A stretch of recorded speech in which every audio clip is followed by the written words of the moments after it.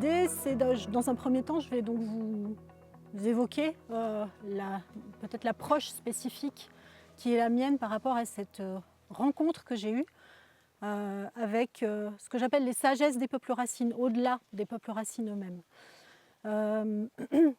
Il y a quelque chose comme une dizaine d'années, je me suis retrouvée en lien avec des gens comme Éric Julien et d'autres qui étaient en lien avec des peuples racines, peuples premiers. Donc j'étais journaliste et pour ceux qui ne connaissent pas encore l'histoire.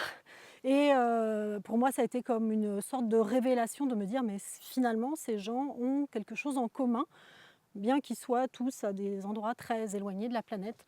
Et ce commun-là, il me parlait moi dans ma vie de citadine que j'étais à l'époque.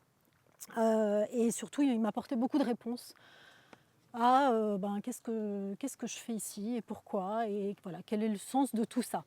Donc pour moi, c'était comme un réveil, on va dire, sur le chemin de me dire ok, je sais maintenant pourquoi je fais ce métier de journaliste. Je vais aller voir un petit peu dans ces différentes traditions, sagesse, philosophie, ce qui peut nous inspirer. Donc ce chemin ne m'a pas amené partout à faire le tour du monde. J'ai rencontré des peuples, beaucoup ici. Je suis allée voir les Samis en Europe du Nord. Voilà, je suis en lien avec des personnes qui, elles, ont vécu pendant de très longues années auprès de ces peuples-là. Et moi, mon rôle, quelque part, ça a été de me mettre à la convergence de tout ça pour en extraire quelque chose, pour se dire, en fait, à l'arrivée, qu'est-ce que nous, on peut faire de ça pour réinspirer nos propres chemins. Donc, dans ces sagesses, il y a ce que je disais, les choses en commun qui pour moi nous parlent de l'universalité, quelque part, de ce qui est universel dans l'humain. Et donc, ce qui est universel avant tout, avant tout ce qui est humain, c'est le fait que nous sommes vivants.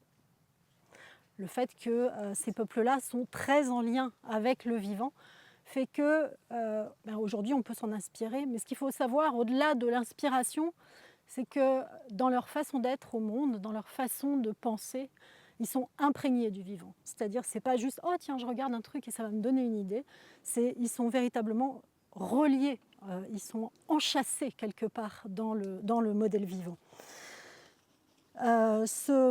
Cette particularité, elle tient au fait que nous, on était certainement, enfin nos ancêtres étaient certainement comme ça aussi, c'est que quand on doit manger, vivre, s'abriter, se nourrir, enfin tout ça, grandir, être ensemble, humains, dans un espace sauvage, eh bien la première chose qu'on utilise, c'est le lien sensoriel au monde notamment. Donc les 5 sens tels qu'on les a découpés aujourd'hui.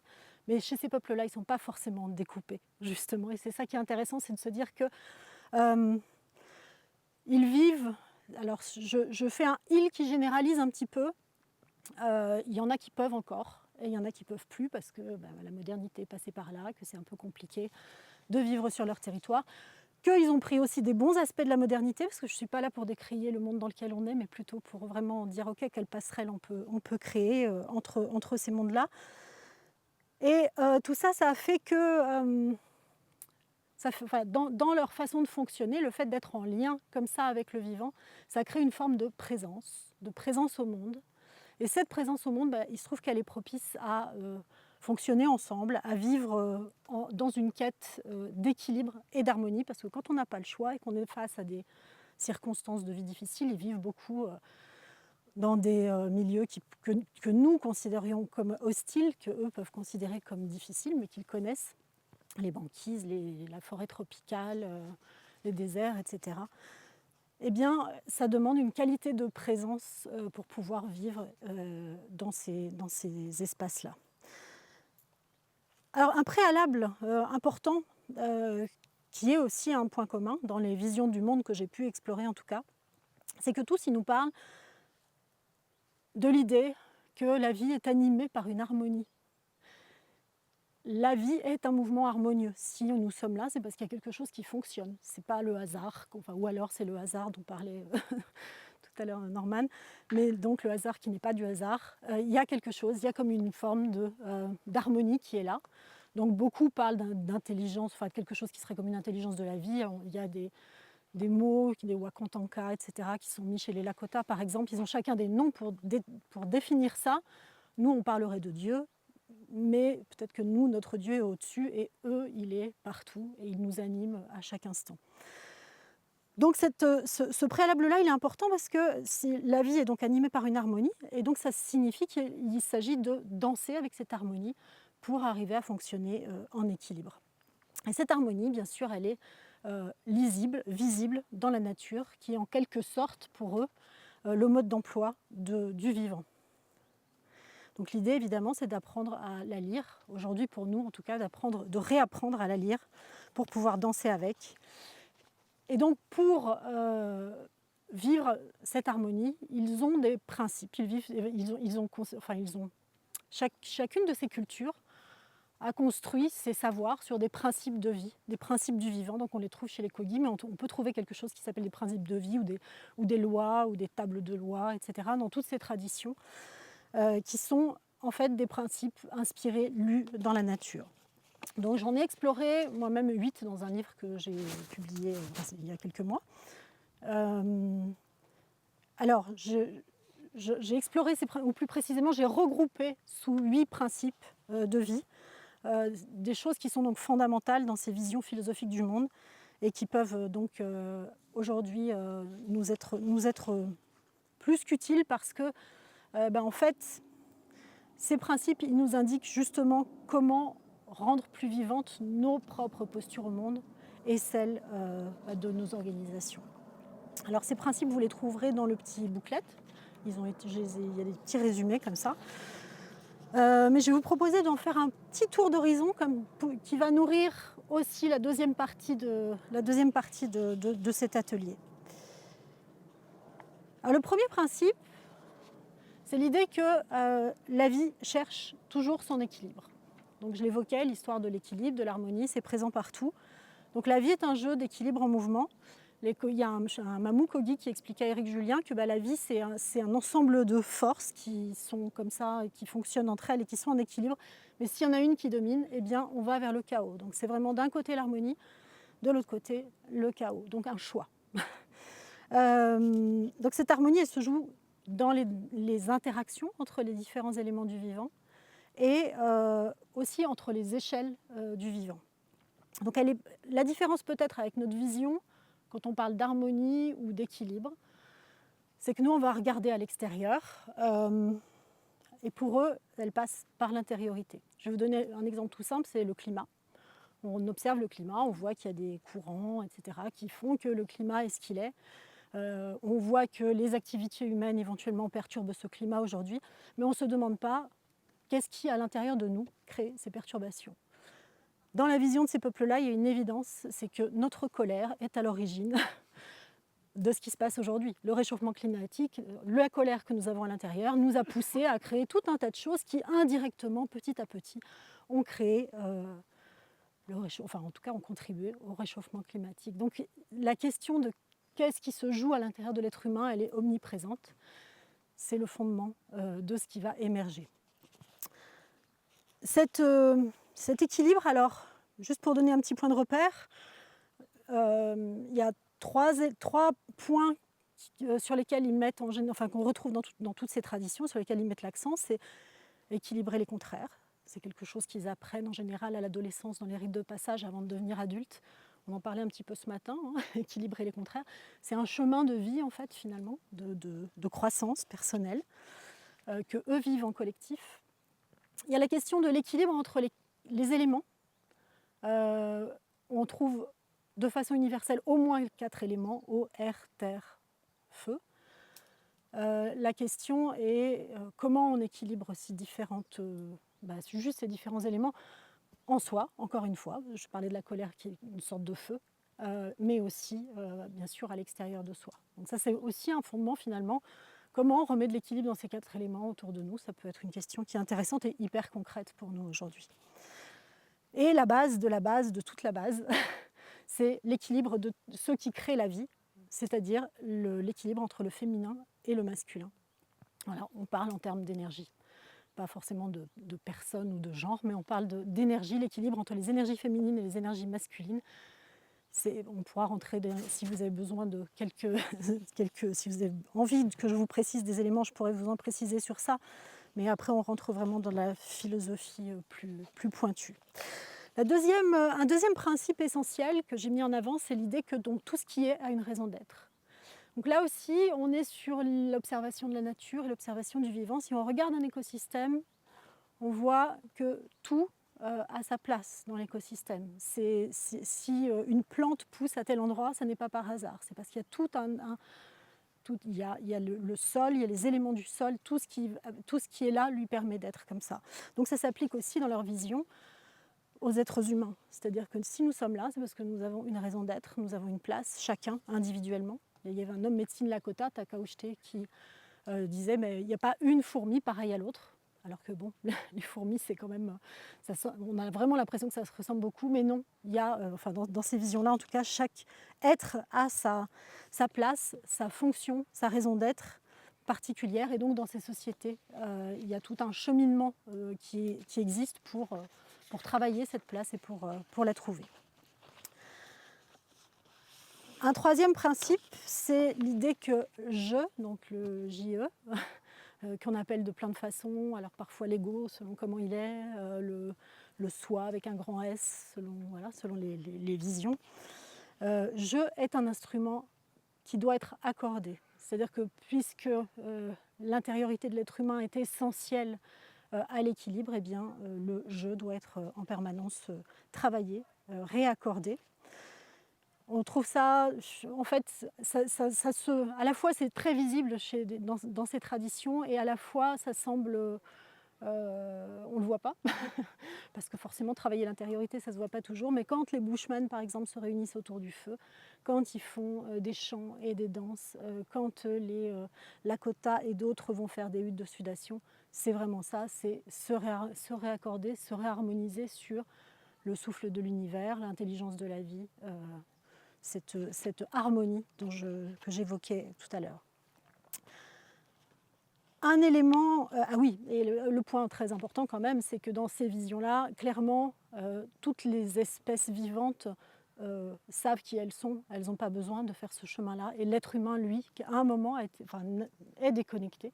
Et donc, il a besoin de faire ce chemin pour savoir profondément qui il est, donc pour pouvoir se réaccorder. Une des façons de se réaccorder, c'est la nature, la terre. Donc c'est ce principe que j'appelle la terre et le diapason. Parce que pour fonctionner, pour préserver l'équilibre, les sociétés racines, elles vont questionner cette nature qui les entoure. Elles vont questionner ces lois, ces principes, elles vont les observer et elles vont orienter leurs décisions en fonction de ça.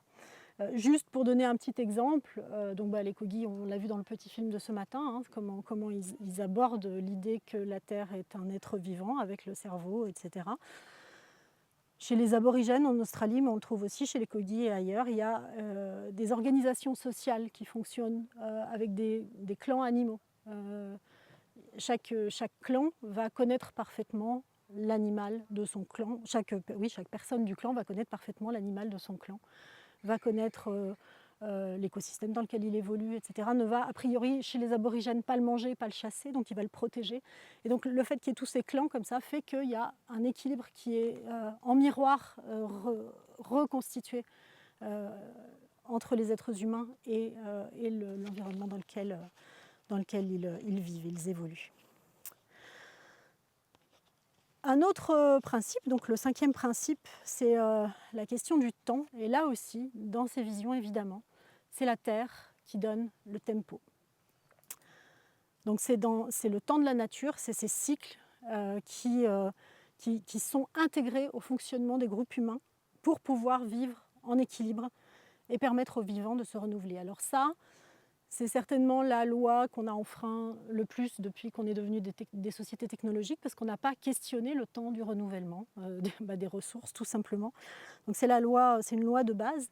Mais si on va au bout de l'observation de ça, on peut se dire, mais finalement, peut-être que à l'arrivée, nous aussi, on ne respecte pas notre propre temps de renouvellement, et que l'épidémie de burn-out et de choses comme ça, ça peut être aussi quelque chose de cet ordre-là qui ne respecte pas le fait que nous sommes des êtres vivants qui avons besoin de temps de croissance, et puis d'équilibre, et puis de transformation et de renouveau, etc., etc. Donc ça, ce sont des cycles, une vision toujours cyclique du temps, quand nous sommes dans une logique linéaire.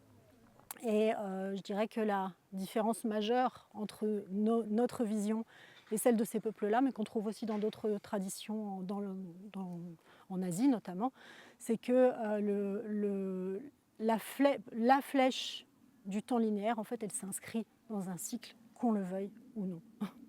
Voilà, donc ça c'est un principe qui est intéressant. Alors, et il y a aussi bien sûr le rythme. Oui, absolument, absolument. Oui, oui, c'est le temps qui passe et le rythme. Je parle de temps parce que pour eux, c'est dans une vision peut-être un petit peu plus longue. Et par exemple, la vie d'un être humain, elle est rythmée aussi par tout un tas de rituels, de changements d'âge. À chaque âge, on a une place différente, etc., etc. Le sixième principe, c'est l'idée que c'est la qualité de la relation, c'est un symptôme de l'équilibre dont je parlais.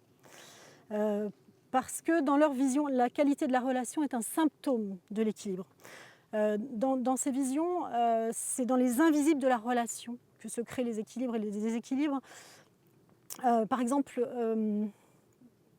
dans plein de ces sociétés, il y a toute une quantité de pratiques, d'offrandes, alors d'offrandes à la nature. Il y a des échanges, des cadeaux, il y a des cercles de cadeaux qui sont faits entre les personnes, etc. Et donc tout ça, on peut voir ça comme de la coutume, on peut voir ça comme quelque chose de folklorique presque parfois. Alors chez les Aïdas au nord de l'Amérique, il y avait ce qu'on appelle, de là vient le potluck en fait, où dans certaines circonstances de la vie, les gens donnaient tout. Ils mettaient toutes leurs affaires dehors, ils donnaient tout aux autres, notamment pour les enterrements, enfin les morts, etc., etc. Et ça permettait, alors quelque part, ils se déchargeaient de tout ce qu'ils avaient à l'intérieur, et en même temps, toute la communauté leur ramenait ce dont ils avaient besoin. Donc ça créait en fait tout un tas d'échanges comme ça.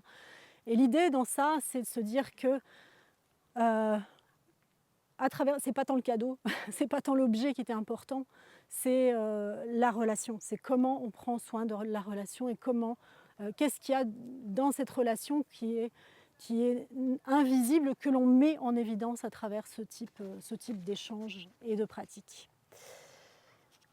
Un autre principe, c'est l'idée que donc, tout se construit dans la pensée.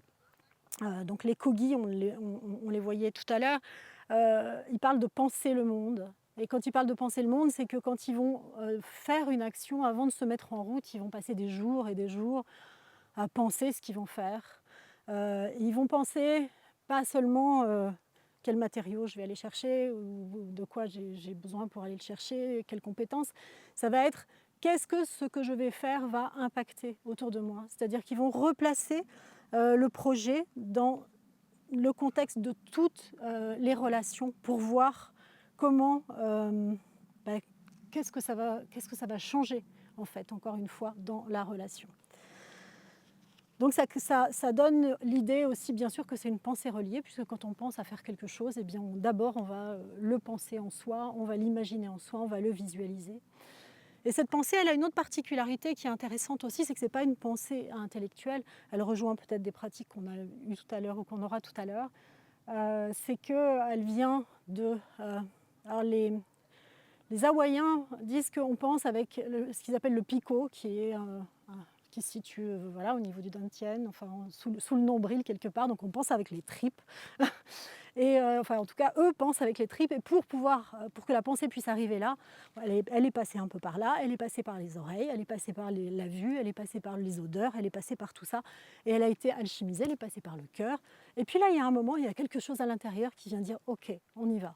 Donc c'est intéressant de se dire que nous qui avons mis vraiment le siège de la pensée dans le cerveau, et ça commence à changer, pour eux, depuis très longtemps, ils ont bien conscience que c'est à un tout autre endroit qu'on pense, et c'est à partir de tous nos ressentis, de nos affects, de nos émotions, etc.